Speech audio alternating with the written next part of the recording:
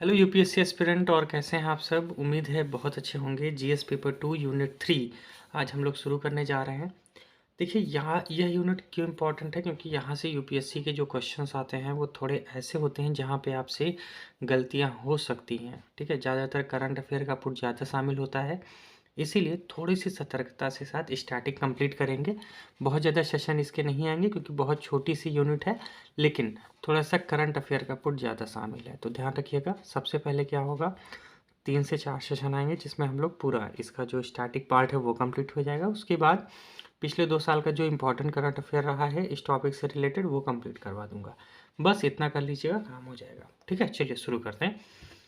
GS paper 2 unit 3 क्या कहती है? यूनिट 3 देखिए, यूनिट 3 में लिखा है विभिन्न घटकों के बीच शक्तियों का पृथक्करण, विवाद निवारण तंत्र तथा संस्थान, यह यूनिट का नाम है।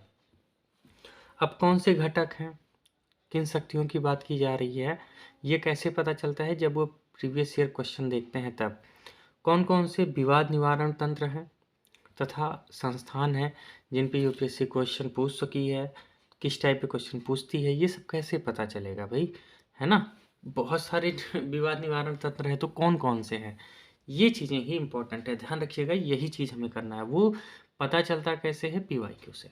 ठीक है, चलिए अगर बात किया जाए इस चैप्टर में क्या क्या पढ़ना है, मतलब इस यूनिट में क्या क्या पढ़ना है, तो भारत में शक्ति का विभाजन की संकल्पना जो की गई है वो विधायिका, कार्यपालिका, न्यायपालिका में की गई है। तो जो राष्ट्रपति है उसको भी दिखाया जाता है क्योंकि वह कार्यपालिका का ही अंग होता है। ठीक है, तो ध्यान रखना इस बात को। तो कुल मिला के 4 लोगों की शक्तियों की बात करनी है, विधायिका की, कार्यपालिका की, न्यायपालिका की और राष्ट्रपति की।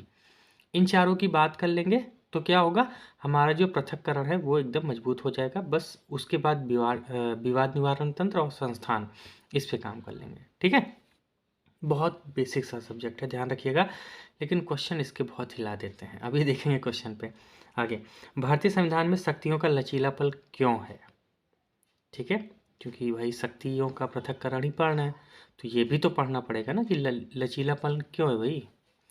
मामला ये है, जैसे कुछ शक्तियाँ कार्यपालिका की हैं तो वो विधायिका से भी संबंधित हैं, कुछ विधायिका की हैं तो न्यायपालिका से भी संबंधित हैं, कुछ न्यायपालिका की विधायिका और कार्यपालिका पे संबंधित है। ओवरलैपिंग है, मतलब इसका उसका, उसके ऊपर उसका। अभी समझ में आएगा ऐसा क्यों मैं बोल रहा हूँ। ठीक है, अभी तक ये बात ठीक है। चलिए अगला है विवाद निवारण तंत्र तथा संस्थान, जो लास्ट वाला पार्ट है। तो कुल इतनी चीज़ें इसमें पढ़ना है हमें। तो एक काम करेंगे, गो थ्रू हो जाएंगे हम लोग 2013 से लेके अभी तक जितने क्वेश्चन आए हैं जो इस यूनिट से हैं। ठीक है, हर साल एक क्वेश्चन तो आपको अमूमन मिल ही जाता है, इसीलिए इम्पॉर्टेंट है, चाहे 15 नंबर का होगा या 10 नंबर का। ठीक है, अब क्वेश्चन 2013 में आया था। ऐसे क्वेश्चन कभी भी आ सकते हैं, ध्यान रखना, कभी भी आ सकते हैं, तो इस पे नोट्स आपका रेडी रहना चाहिए। जैसे क्या लिखा है, अंतर राज्य जल विवादों का समाधान करने में संवैधानिक प्रक्रियाएं समस्याओं को संबोधित करने व हल करने में असफल रही हैं। ठीक है, क्या यह असफलताएं संरचनात्मक और प्रतिक्रियात्मक अपर्याप्तता अथवा दोनों के कारण हुई है? विवेचना कीजिए। ठीक है, तो ये किसकी बात कर रहा है? सीधी सी बात है, संविधान में क्या बातें कही गई हैं जल विवाद को लेकर, और विवाद निवारण तंत्र क्या है, जो संवैधानिक पीठ बनाई गई है या जो गैर संवैधानिक निकाय बनाए गए हैं उनके तहत क्या बातें हुई हैं। तो ये दोनों बातें बताना है हमें। ठीक है, कि संरचनात्मक प्रॉब्लम है या प्रतिकारात्मक, ये दोनों बातें ध्यान रखना है इस क्वेश्चन में।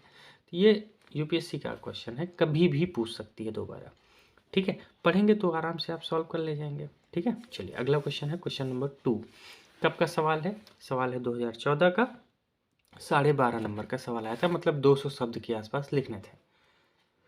बड़ा सवाल है, क्या कहता है, ध्यान से पढ़िए। देखिए, प्रीवियस ईयर क्वेश्चन ना आपके माइंड को झकझोर देंगे, दिमाग को खोल देंगे। बत्ती जलती है, कुछ लोग की बत्ती एकदम बुंद हो जाती है, बंद।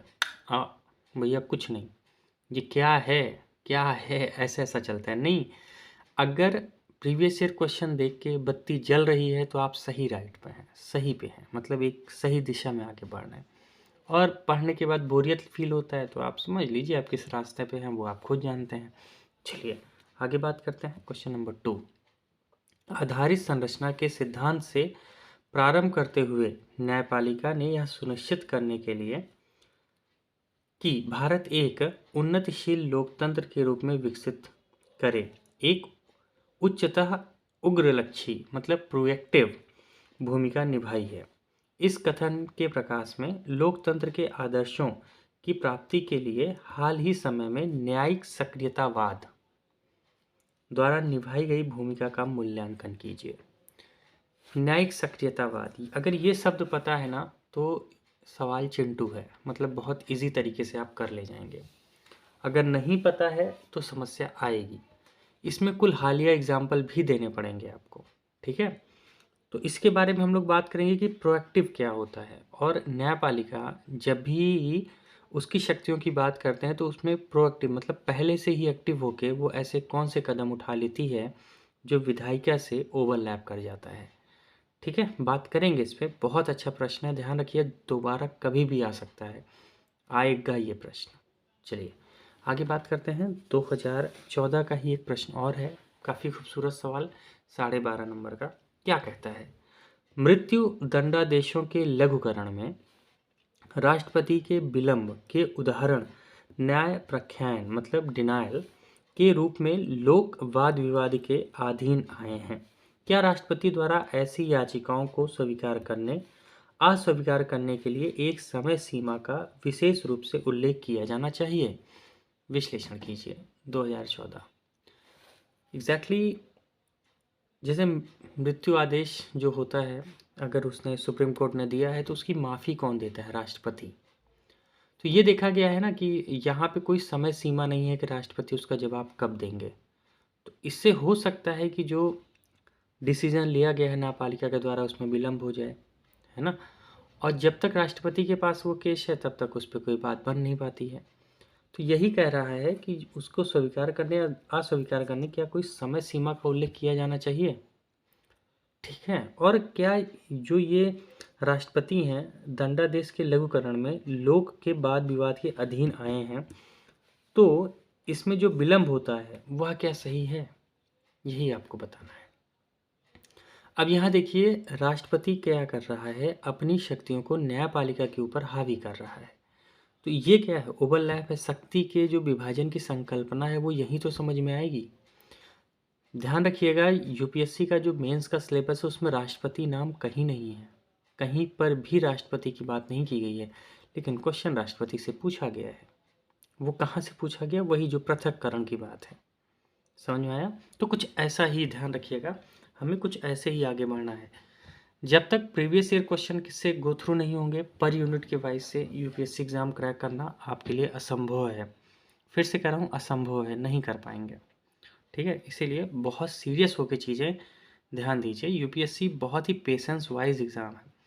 ऐसा मत सोचिएगा ये कोई भी ऐसा आया और कोई भी क्वालिफाई कर गया, नहीं। Need to be very patience, चीज़ों को झेलना पड़ता है, जितना ज़्यादा झेलेंगे उतना अच्छा निखर के आएंगे आप, ठीक है। ऐसे क्वेश्चन को पढ़ने की समझने की आदत डालिए, भागने से काम नहीं बनेगा। चलिए आगे बात करते हैं अगले क्वेश्चन की। क्वेश्चन कब का है? ये 2015। बड़े बड़े सवाल हैं यार, बहुत बड़े बड़े सवाल, और आ भी सकता है, ठीक है। देखिए 2015 ढाई 12.5 सॉरी, क्या क्वेश्चन कहता है फिर से हमारे राष्ट्रपति के ऊपर? अध्यादेशों का आश्रय लेने से हमेशा ही शक्तियों का पृथक्करण के सिद्धांत की भावना का उल्लंघन पर चिंता जागृत की है। इसका मतलब ये हुआ जो अध्यादेश हैं जब भी वो इशू किया जाता है या जब भी अध्यादेश लाया जाता है तो माना जाता है जो शक्तियों का पृथक्करण है उसकी जो भावना है उसकी उल्लंघन होता है। अध्यादेशों को लागू करने की शक्ति के तर्काधार को नोट करते हुए विश्लेषण कीजिए, क्या इस मुद्दे पर उच्चतम न्यायालय ने विनिश्चयों ने इस शक्ति का आश्रय लेने को और कुछ सुगम बना दिया है? क्या अध्यादेश को लागू करने की शक्ति का निरसन कर दिया जाना चाहिए? इसका मतलब ये है, सवाल में सीधा सीधा ये कह रहा है कि आजकल जो मुद्दे चल रहे हैं उसमें अध्यादेश लगातार लाया जा रहा है और बहुत आसान हो गया है, सुगम बन गया है। तो क्या ऐसा लगता है कि अध्यादेश का जो लागू करने की शक्ति है उसको बंद कर देना चाहिए, ख़त्म कर देना चाहिए, निरसन कर देना चाहिए? क्या ये है? और जो ये शक्ति है क्या वो तर्कधार है? इस पे बात करनी है। याद करिए उस समय क्या हुआ था, जब नई नई सरकार आई थी थोड़ा सा अध्यादेश ज़्यादा आए थे, तो इसीलिए यूपीएससी ने क्वेश्चन पूछा। बहुत ही अच्छा सवाल है ना। और ये शक्ति का पृथक्करण का जो ओवरलैपिंग है ना, वो बहुत अच्छे से बता रहा है। तो आप सोचिए कितने डीप में आप पे जाकर पढ़ना है। क्या लिखने की कोशिश करोगे? क्या आपके पास 200 शब्द हैं जो आप इस क्वेश्चन को डिमांड को पूरी कर पाओगे? एक बार सोचिएगा, उसके बाद बताइएगा कि आपकी तैयारी का लेवल क्या है। ठीक है, अगर आप समझ पा रहे हैं हाँ सर 200 शब्द लिख लूँगा, तब तो ठीक है, आप सही ट्रैक पे हैं। अगर नहीं है तो आप सोचिए कि भैया क्या गलतियाँ हैं और किस हिसाब से पढ़ना है। और यूट्यूब की दुनिया में जो ये चल रहा है, कुछ भी पढ़ाया जा रहा है, कहीं भी चीज़ें, तो उससे क्या बचना है, ध्यान रखिएगा। चलिए आगे बात करते हैं। क्वेश्चन नंबर 5, आप इस मत से कहाँ तक सहमत है कि अधिकरण सामान्य न्यायालयों की अधिकारिता को कम करते हैं? अधिकरण मतलब होते हैं ट्रिब्यूनल्स। जैसे आपने देखा होगा कि है ना, ये ग्रीन हरित ट्रिब्यूनल है ना, तो ऐसे कई ट्रिब्यूनल बनाए गए हैं, छोटे छोटे न्यायालय टाइप के। ठीक है, तो वही कह रहा है कि जो ये ट्रिब्यूनल है, जो ये अधिकरण है, ये क्या न्यायालयों की जो अधिकारिता है उसको कम करते हैं? उपर्युक्त को दृष्टिगत रखते हुए भारत में अधिकरणों की संवैधानिकता, वैधता तथा सक्षमता की विवेचना कीजिए। 250 शब्द, 2018 का प्रश्न है। बहुत ही अच्छा सा सवाल है, विश्वास करिए ये क्वेश्चन फिर से रिपीट हो सकता है, इतना खूबसूरत प्रश्न है। तो ये क्या दिखा रहा है? जो अभी हमने देखा ना, विवाद निवारण तंत्र, वही तो है अधिकरण, और वहीं से सवाल है। ठीक है, तो ध्यान रखिएगा। काफ़ी मैं ये नहीं कहूँगा कि ये क्वेश्चन ऐसा है कि जो आपके पूरे कदम से बाहर हो जाएगा, बिल्कुल नहीं। जब हम लोग पढ़ेंगे उसके बाद एक भी चीज़ आपके हैंड से नहीं जाएंगी, लेकिन एग्जैक्टली वही है ना कि आप पढ़ के आ रहे हैं, ये मैटर रखता है, बस यही मैं कहना चाहता हूँ। चलिए अगले क्वेश्चन की बात करते हैं। क्वेश्चन नंबर 6, 2019 का प्रश्न है, 150 शब्द में पूछा यूपीएससी ने। क्या है? केंद्रीय प्रशासनिक अधिकरण जिसकी स्थापना केंद्रीय सरकार के कर्मचारियों द्वारा या उसके विरुद्ध शिकायतों व परिवादों के निवारण हेतु की गई थी, आजकल एक स्वतंत्र न्यायिक प्राधिकरण के रूप में अपनी शक्तियों का प्रयोग कर रहा है। व्याख्या कीजिए कि वह बातें कितनी सही हैं और कितना बेहतर है हमारे समाज के लिए या हमारे जो भी सरकारी कर्मचारी हैं उनके लिए। ठीक है, ध्यान रखना। बहुत ही अच्छा सवाल है। अब देखिए, निवारण तंत्र की ही बात कर रहे हैं, लेकिन निवारण तंत्र काम कैसे कर रहे हैं इस पर नज़र आपको बना के रखनी है। करंट अफेयर है ना, समझ रहे होगे आप, करंट अफेयर ध्यान रखिएगा बिल्कुल। और पढ़ना पड़ेगा, कराऊंगा, चिंता ना करिए, कराऊंगा। चलिए आगे बात करते हैं। एक बहुत ही अच्छा सवाल 2020 में आया। न्यायिक विधायन भारतीय संविधान में परिकल्पित शक्ति पृथक्करण सिद्धांत के प्रतिपक्षी है। इस संदर्भ में कार्यपालक अधिकरणों को दिशा निर्देश देने की प्रार्थना करने संबंधी बड़ी संख्या में दायर होने वाली लोकहित याचिकाओं का न्याय औचित्य सिद्ध कीजिए। अब आप खुद सोचिए, न्यायिक विधायन, अगर ये शब्द ही नहीं पता तो क्या लिखोगे मेरे दोस्त, ध्यान रखना। इसीलिए ऐसे शब्दों का, जितने टाइप के शब्द हैं ज़्यादा नहीं है, 5 ही 6 हैं, बस उन्हीं को अच्छे से कर लेना है। जब भी आए मामला ख़त्म। क्यों? क्योंकि शक्ति पृथक्करण की बात की जा रही है। ये क्वेश्चन पढ़ने के बाद आपको लगा ही नहीं होगा यार इसमें क्या लिखूंगा, क्या शुरुआत करूंगा, कैसे करूंगा। यही है खूबसूरती यूपीएससी की। ठीक है, तो ध्यान रखना है, थोड़ा सा स्थिर होके बहुत अच्छे से काम करेंगे तभी बात बनेगी। ठीक है, 2020 तक ही मुझे क्वेश्चन मिले, 21 और 22 में ऐसा कोई क्वेश्चन मिला नहीं जो ये यूनिट से लग रहा है। तो ध्यान रखिएगा 2023 में बहुत बड़ी प्रोबेबिलिटी है, मैं फिर से कह रहा हूँ, बहुत बड़ी प्रोबेबिलिटी है कि इस यूनिट से एक क्वेश्चन आपको मिले, चाहे अधिकरण से मिलेगा या शक्ति पृथक्करण से मिलेगा, लेकिन मिलेगा जरूर, आप लिख के रख लो। ठीक है, तो 2023 वाले जो भी हैं तैयार रहिए, शक्ति पृथक्करण पे या ट्रिब्यूनल्स पे एक क्वेश्चन आपको मिलेगा बहुत अच्छे से। ठीक है, हम लोग कंप्लीट करेंगे, बस तैयार आपको रहना है, कोई दिक्कत? चलिए अब आगे बात करते हैं हम लोग।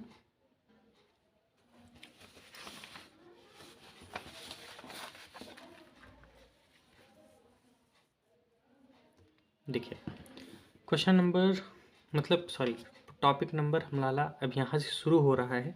कौन सा टॉपिक? वही विभिन्न अंगों के बीच शक्तियों का पृथक्करण, ध्यान रखिएगा, काफ़ी इंपॉर्टेंट है। फिर से बता दे रहा हूँ, बहुत ही इंपॉर्टेंट है। एक क्वेश्चन आपको 2023 में ज़रूर मिलेगा। थोड़ा सीरियस होके एज इट इज़ नोट्स बनाना है आपको। चलिए सबसे पहले इसके अर्थ पे चर्चा कर दें कि इसका क्या मतलब है। यह सिद्धांत इस बात की वकालत करता है कि सरकार की 3 शक्तियों का उपयोग 3 अलग-अलग अंगों द्वारा किया जाना चाहिए। जैसे विधायिका केवल कानून बनाए, कार्यपालिका केवल कानून प्रवर्तन करे, मतलब उस कानून को लागू करे, है ना, समाज में लागू करे, और न्यायपालिका क्या करे, केवल न्यायिक कार्य करना चाहिए। ऐसा हमारा मानना होता है जब भी हम शक्ति पृथक्करण की बात करते हैं। जैसे मान लीजिए आपके घर में 3 लोग हैं, तीनों लोग को अलग अलग शक्ति दे दी गई कि आप पहला फ्लोर संभालेंगे, दूसरे को दूसरा फ्लोर, तो तीसरे को तीसरा फ्लोर। ऐसा बता दिया गया कि जब भी कोई आपके यहाँ आएगा तो पहले फ्लोर को आप संभालेंगे, दूसरे को कोई और, तीसरे को कोई और तीनों को शक्तियाँ दे दी गई हैं। तो यही माना जाएगा ना भैया, आपका पहला फ्लोर है तो जिम्मेदारी आपकी बनती है, दूसरा है तो आपकी बनती है, तीसरा है तो आपकी बनती है। क्या ओवरलैप हो सकता है? कुछ शक्तियाँ क्या दूसरे वाले को पहले वाले की दे सकती है, या पहले वाले को दूसरे वाले की, या तीसरे वाले को पहले वाले की, या दूसरे वाले को तीसरे वाले की? क्या ऐसा हो सकता है? अगर ऐसा है तो हम कहेंगे कि जो शक्ति का पृथक्करण है वो कठोर नहीं है, वो लचीला है। लेकिन अगर ऐसा नहीं है तो कहेंगे कि शक्तियों का जो पृथक्करण है वो बहुत कठोर है। जैसे कि अमेरिका में विधायिका कानून बनाएगी, कार्यपालिका कानून का प्रवर्तन करेगी, और न्यायपालिका न्यायपालिका देगी। तीनों एकदम अलग है, एक दूसरे से मतलब ही नहीं है। अच्छा, सच में ऐसा है? तब आप खुद सोचिए कितना अलग है। लेकिन हमारे यहाँ क्या है, ओवरलैपिंग है। कहीं देखेंगे आप कार्यपालिका विधायिका के ऊपर चढ़ जाएगी तो पता चला न्यायपालिका चढ़ गई, और कभी पता चला विधायिका न्यायपालिका के ऊपर चढ़ गई। दिस इज कार्ड, क्या कहते हैं हम लोग, शक्ति पृथक्करण में लचीलापन। सॉरी, समझ में आया? चलिए आगे। 3 विशेषताओं में वर्गीकृत किया जा सकता है ये शक्तियां। जैसे पहला, अंगों पर अंग बनाने वाले व्यक्तियों को अन्य अंगों का अंग नहीं बनना चाहिए। ओके, सही बात है। एक अंग को दूसरे अंग के कामकाज में दखल नहीं देना चाहिए। जैसा मैंने बोला, एक अंग को दूसरे अंग से संबंधित कार्य नहीं करना चाहिए। जैसे न्यायपालिका को विधायिका का कार्य नहीं करना चाहिए। ठीक है, चलिए बहुत बढ़िया। अब ये बातें समझ में तो आ गई। अब हम लोग जब भी लिखेंगे तो एक व्यक्ति हैं मॉन्टेस्क्यू, इनका क्या करिएगा, चाहे इंट्रो में या जब ऐसे वगैरह लिखेंगे वहाँ पे यूज कर सकते हैं, या फिर कंक्लूजन में इनको यूज कर सकते हैं। मॉन्टेस्क्यू की अपनी पुस्तक the spirit of the laws में इस सिद्धांत को प्रतिपादित किया। कौन सा सिद्धांत? शक्तियों का पृथक्करण। और समझाया, यदि विधायी और कार्यकारी शक्तियों को एक ही अंग में जोड़ दिया जाता है तो लोक की स्वतंत्रता खतरे में पड़ जाती है, क्योंकि इससे उन दोनों शक्तियों का अत्याचारी प्रयोग होता है। ठीक है, मतलब अगर मैं विधायकी और कार्यकारी शक्तियाँ एक ही अंग को दे दूँ तो भाई सीधी सी बात है, वही राजा और वही पालन करता, तब तो वो बात ही अलग हो गई ना। सीधी सी बात है, वो कहते हैं लोगों की स्वतंत्रता खतरे में पड़ जाएगी और यह काफ़ी अत्याचारी प्रयोग होगा। ऐसा कौन कहते हैं? मॉन्टेस्क्यू कहते हैं। तो बताइएगा कि भारी ना होने पाए, सबका अपना अपना काम है, सब अपना अपना काम करें, लेकिन जो ओवरलैपिंग हमारे संविधान ने सिखाई है उसकी हद में रहें। ठीक है, इस बात को ध्यान देना है। अब ये हमें क्या सिखाता है? ये हमें यही सिखाता है कि भैया ऐसे ही आगे बढ़ना है कि नहीं? ऐसे ही आगे बढ़ना है। चलिए अब हम लोग क्या करेंगे, कुछ इसी के आगे जो हमारा टॉपिक है वो खुलता है और हम टॉपिक में इंटर कर जाते हैं पूरी तरह से। ये किस हिसाब से जो विधायिका है, जो कार्यपालिका है, जो न्यायपालिका है, उसके सिद्धांत को कैसे बात करेंगे। ठीक है, उसमें जाएंगे तो मुझे लगता है कि आपको आधे घंटे और देना पड़ेगा।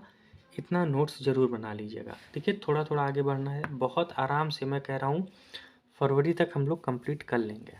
ठीक है, बस इसको आराम से धीरे धीरे करते जाइए और बिल्कुल भी हेडक मत लीजिए। ठीक है, जैसा कि आप सभी जानते हैं एसए का कोर्स लॉन्च हुआ है, उसको आप ज़रूर ज्वाइन कीजिए। ठीक है, उसमें आपको, आप चाहेंगे तो आपको 10 रिकॉर्डेड सेशन मिल जाएगा, 100 पेज का नोट्स मिल जाएगा, 2 लाइव सेशन हो जाएंगे आपके, जिसमें आपका क्या होगा, जो भी प्रॉब्लम है वो सॉल्व कर दिया जाएगा। दोनों मिलेगा, लाइव सेशन चाहेंगे तो वो भी मिल जाएगा, रिकॉर्डेड चाहेंगे तो वो भी कर जाएगा। तो जब भी परचेज़ करना हो बिल्कुल व्हाट्सअप नंबर नीचे दिया है, आप जुड़ सकते हैं। चलिए, thank you so much to all of you. Enjoy करिए और पढ़ते रहिए। फिर मिलेंगे अगले सेशन में, तब तक के लिए धन्यवाद।